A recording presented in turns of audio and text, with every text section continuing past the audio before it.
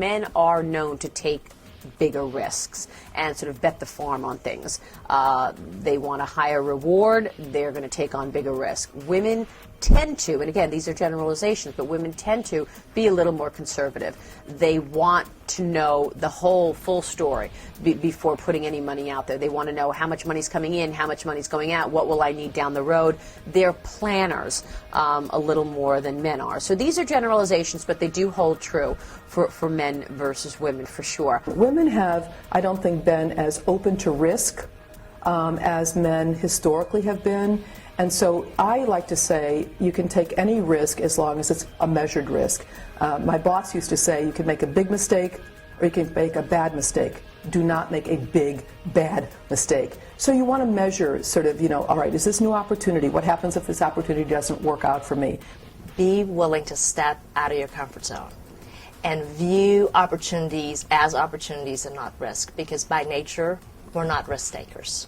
And when we're given an opportunity to continue to develop, we sometimes view that as risky because we may not be ready, and therefore don't take advantage of those opportunities, which I think we're holding ourselves back as a result.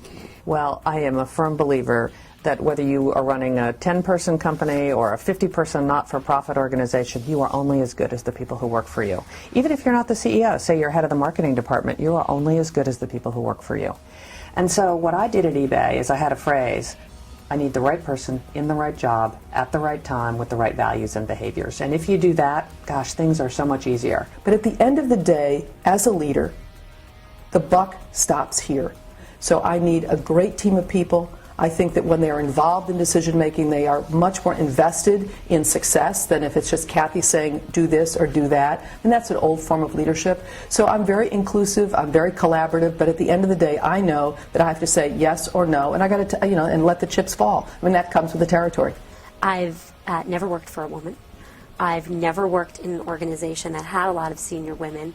And as I was building my career, I thought it was really important to find that network of women that I could learn from and support. And so it was something I've just spent a lot of time on and something I really believe in. I love talking about my failures more than my successes, because I feel as an older woman talking to younger women, that's the most important thing I can teach.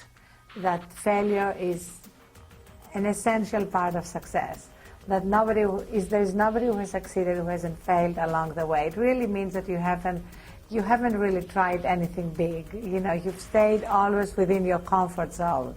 That's the only way to make sure you always succeed. If you talk to most CEOs, they would love to have more women that they can support and whose careers they can cultivate in the organization. And I think we are where we are as a function of the fact that women have been leaving the workforce and not staying. And so the pool from which to draw on is just not sufficiently large. I'm delighted with my career, but all of it wasn't great every day. So I think that is what I would like to, if I had any piece of advice for younger women, it's that it doesn't mean that every day is an advancement in your career. That could be a moment where you're going to have to pedal back. A sick child may mean you're pedaling back. But you'll pedal forward later. The whole idea of life is that, you get to live it long enough that you have a little bit of time. Women, I think, have been too often complacent. They kind of like their job and they're waiting for somebody to pick them out. I am not a mind reader. I have no idea what people's aspirations and expectations are unless they share them. You don't have to be in your boss's office every Monday saying, I want more, what else can I do? But you can let those vibes come out and you can sit down and talk with somebody about what is really a meaningful area of growth for you, of development for you, and you can map that out. As I tell everybody, doors open all the time for you. And you may want to peek on the other side of the door, you may want to walk right through it. And I have been blessed with the instinct of knowing when something good comes along, you should take advantage of it.